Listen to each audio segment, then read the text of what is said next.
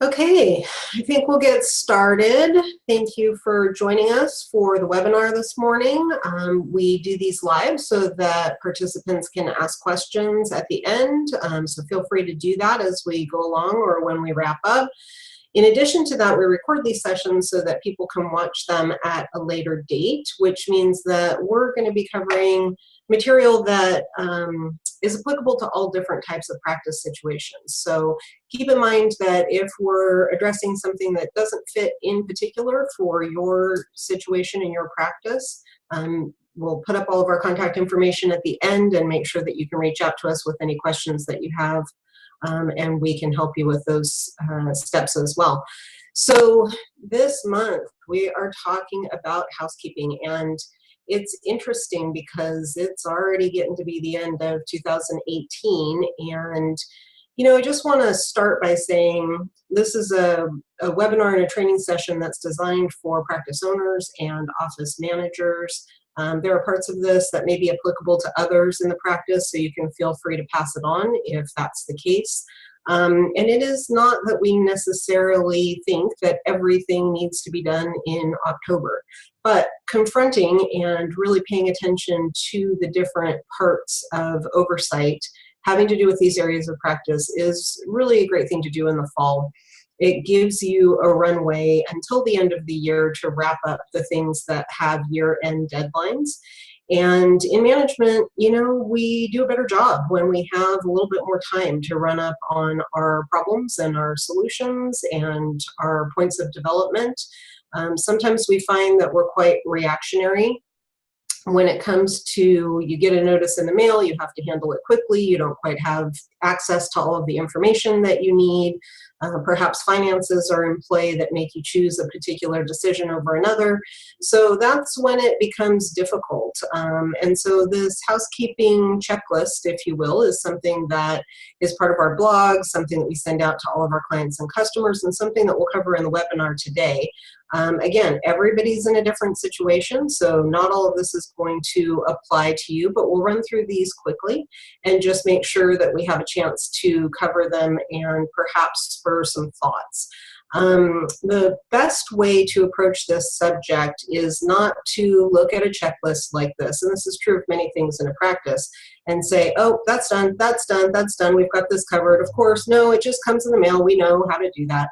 It's better to look at this with a discerning eye and say, well, I think I've got that covered, but do I? And dig in a little bit and see if you can't develop parts of the subject matter or the practice that maybe you don't have under control, or things that could come around and kick you in the behind a little bit later. So as we run through these, it's very easy to say, oh, I've got that handled. And maybe you do, and it's not an accusation that you don't, but there is almost no practice that couldn't benefit from a deeper look at some of these things. So let's run through them really quickly.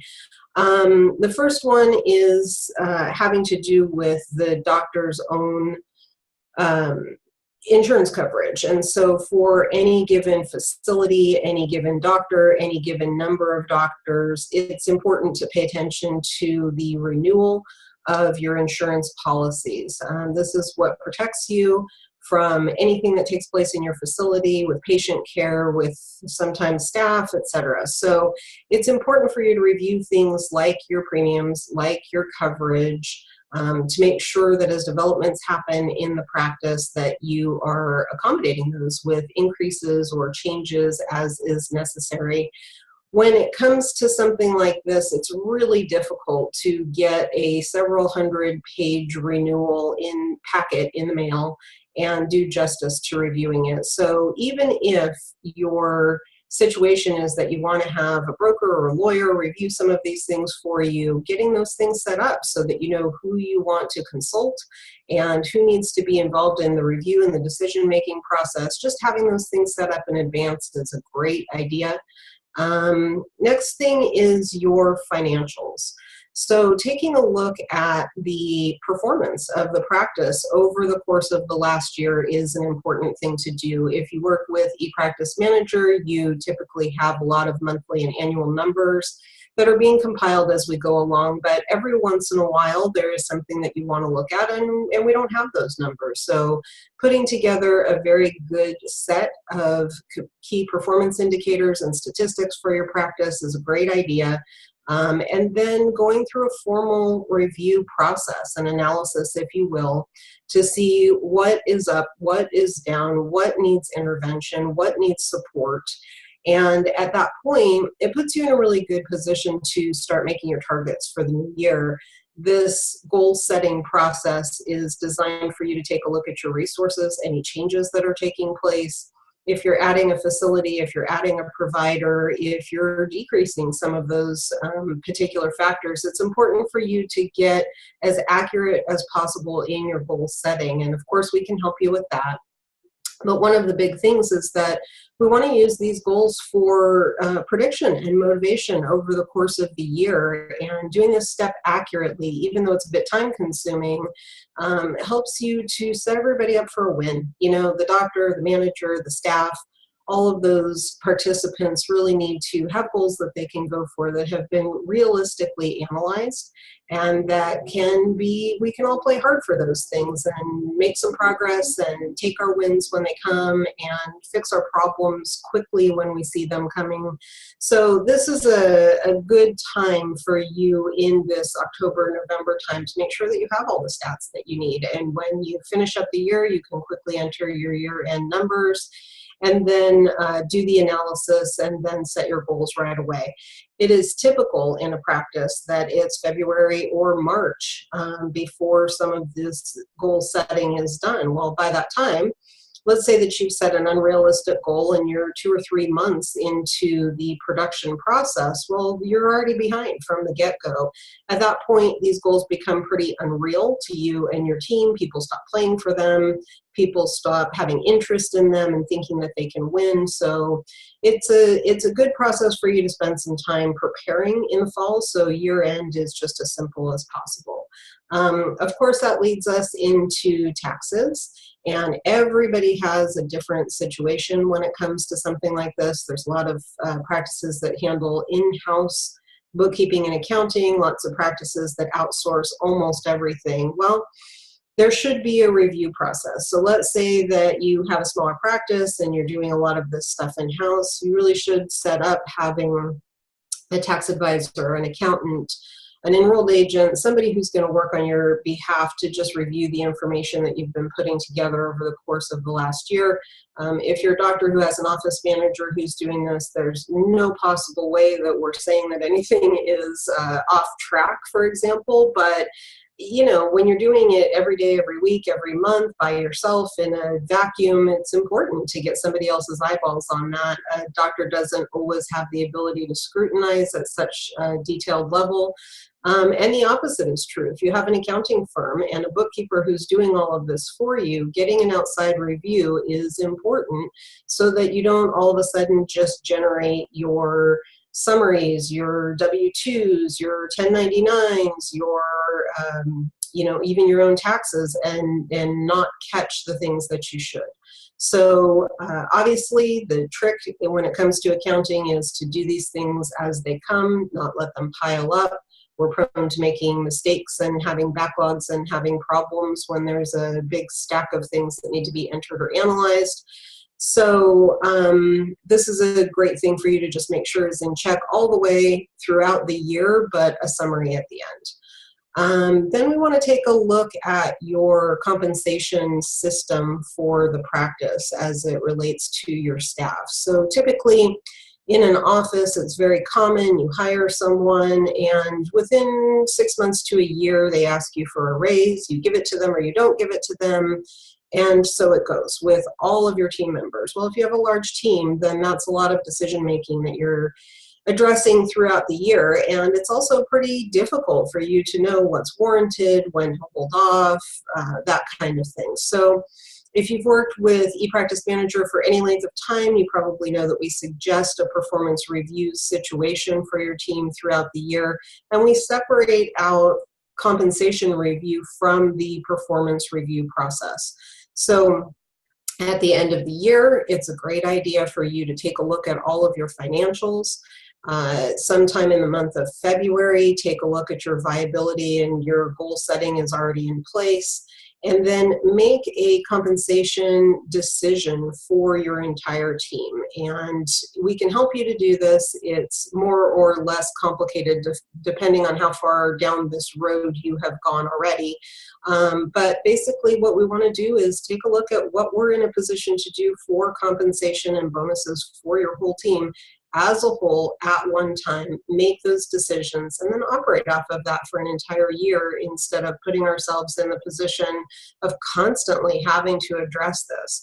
And when the conditions are changing and the team members are changing, that it becomes an awful lot of work for a doctor and an office manager to tend to. Part of this is that you want to take a look at your employee benefits. And so one of the things to keep in mind is that towards the end of the year, you do have an open enrollment period for things like medical insurance. You do have review of 401k and any retirement planning that takes place. So it's important for you to take a look at things like paid time off and the offerings that you're making to your staff.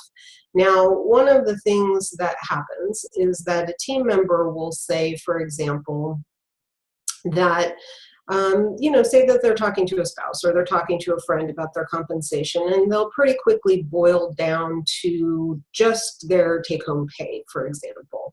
And what we want to do is create a little bit of a different picture. We want your staff to work hard, but we want your staff to be well rewarded and feel like their compensation, their bonuses, their benefits are creating a good work life and a good vehicle for them to handle the rest of their life. So with that in mind, one of the things that we like to do is put together an info sheet that details all of an employee's compensation.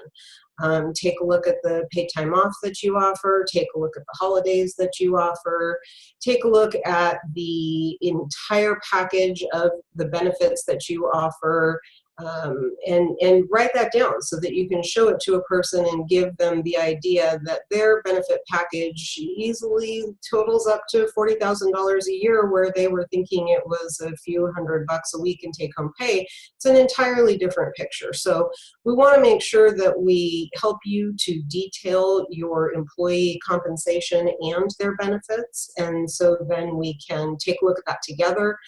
Sit down with them, encourage them, show them where there are opportunities for growth, particularly in a bonus system, and move forward from there. Next subject that we like to take a look at is your patient insurance plans. Not sure how many of you are participating with insurance and at what level, but there is a lot to this. Obviously, on an annual basis, we should be taking a look at which plans we're participating in and whether or not we should continue participating with those, or if a new plan has come our way and it's something that we need to evaluate. ePractice Manager has a mechanism for that. We can help you. But in addition, it's time to take a look at negotiations. Not every plan allows you to negotiate every year, and certainly depending on when you started participation in a plan, the renewal of that is spelled out at the beginning of your participation. So you could have these coming up at any given month during the year and needing your attention and review. The best thing to do for this is to calendarize all of this. Get a calendar, you can put it on your practice calendar, you can put it on your patient schedule, and just take a look at when the renewal process is coming up, when you can renegotiate, when you should evaluate. But having a long view of this is an important thing to do. Next thing we want to take a look at is your and we looked at these employee benefits a little bit earlier. We'll go ahead and move past that to your office policies. So there's an awful lot of documentation that we put together for you in ePractice Manager and help you to develop on your own. This consists mostly of having an HR manual or an employee manual, as well as a set of job descriptions, some individual policies, protocols, procedures for the office, performance reviews, things like that. These are documents that any of you who have done this know it's a big deal to take on the project of doing these in the first place, and hopefully they will remain true over time. However, practices change and the law changes and the circumstances change. So a review of this is an important step for you to take. Just make sure that your policies are in compliance. Make sure that your job descriptions are an accurate reflection of what you're asking your staff to do and who should be doing what and how the division of labor is falling. And it's a good idea for you periodically to get an employment lawyer to take a look at the things that you have in place and make sure that the compliance is really secure. A good way to do this, again, is to calendarize it. If you have to take hundreds of pages of documents and review them all at once, you're going to take a very light approach to this. You're going to flip through them, say, yeah, this is all still the same. What we're looking for you to do is maybe have on the calendar for an office manager or a doctor, once a month, take the document, review it, make sure that it's up to par, that kind of thing. It's a good way to constantly be using these documents and making them a living, breathing part of the practice. For many of you, we've already talked about this, but your state has websites. So let's say Oregon.gov, and there's a section for employers there. Sometimes those state websites will consolidate changes in employment law for you. It's a great resource for you to use on your own. A lot of you register with the state employer's website and then receive periodic updates of changes in the law that occur. So that's another step that you can take. Again, it's not that you have to do all of the work as you move through this checklist. It's just that you have to know that you have some security to the planning and how you're going to roll this out over the course of the year. Next subject that we want to take a look at is your instrumentation, equipment, things like that for the practice. This is on the clinical side in particular. These are big expenses for the practice, and oftentimes the approach to it can be simple, and all you need to do is make sure that sterilization is in check, that there's occasional sharpening or replacing of various items, and that's pretty straightforward. But when it comes to your equipment, things like calibration, things like maintenance, things like integration with your practice management software, those are things that change over time, and they do need to be assigned somewhere in the practice. So many of you have a back office checklist and something that is done, let's say daily, weekly, monthly, quarterly, at least as part of your quarterly checklist, if not as part of your annual checklist. We need to make sure that there's a review done of the major equipment and the instrumentation in the practice, and that any steps that are being taken really are accounted for, that they are made somebody's responsibility, that there's review of this that takes place over time. You know how dangerous it can be when you get into a problem where you're doing a surgery or you're conducting a procedure and all of a sudden you don't have what you need. So this is great preventative care for the practice. Similarly, moving on to the next subject, we want to talk about your office systems, machines, and hardware, software, that kind of thing.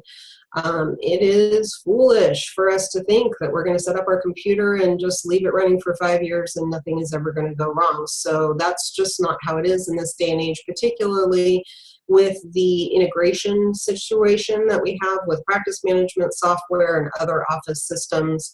So the first thing is to take a look at your hardware needs. It is much less expensive for you in a proactive way to keep an inventory of what you have, keep some dates associated with the last time that those things were addressed, and then to update them on a periodic basis. You can get a consult from an IT company oftentimes that will help you with some prediction in this regard, and that's a great step to take. But again, it's much less expensive than having a server blowout and all of a sudden you have a lot of updates all at one time. So keeping track of what hardware, what software, what licenses, all that kind of stuff is important. But now, as you know, we are in a time where security is just the order of the day. So taking a look at any vendors you contract with for security for your practice, making sure that they are HIPAA compliant, making sure that you don't have any unexpected twists and turns coming your way, running periodic checks for things like viruses, closing any doors as far as access to the practice. You know, it's a really important time to have cybersecurity policy for your staff and to conduct at a staff meeting or another training session a refresher on what that means. That means that you can't use practice computers to do anything online that opens the door to somebody entering your system, gaining access, and doing untoward things with your data. So again, important subject. Make sure that it is addressed both with your staff in writing and through a physical audit of your situation, and making sure that you've got that covered. And let's have a professional, somebody who's in the know and can really help you with that, take care of those things. Next thing that we want to take a look at is any credentialing that needs to be done, any registration. Something like DEA is an important thing for you to take care of. It comes in the mail, you renew, that's great. But oftentimes, and in various states, there's documentation that needs to be provided.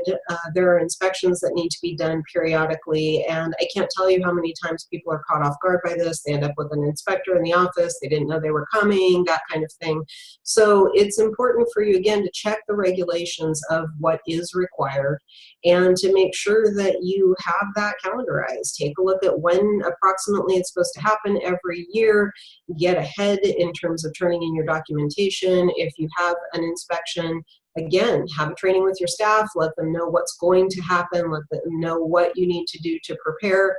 So many practices these days are on top of this stuff that it is just a matter of providing your existing documentation. You don't have to scramble around and do a lot of things. It's just easier and less stressful for the practice when we take that approach. Next subject, memberships, licenses, associations, dues, requirements, things like that. This is typically aimed at the providers in your practice. Oftentimes you have requirements for hygienists, dentists, surgeons, things like that, where they have a certain amount of time that they are required to put in every year towards a particular requirement, and then provide the documentation, and then receive back an acknowledgement that the documentation has been received.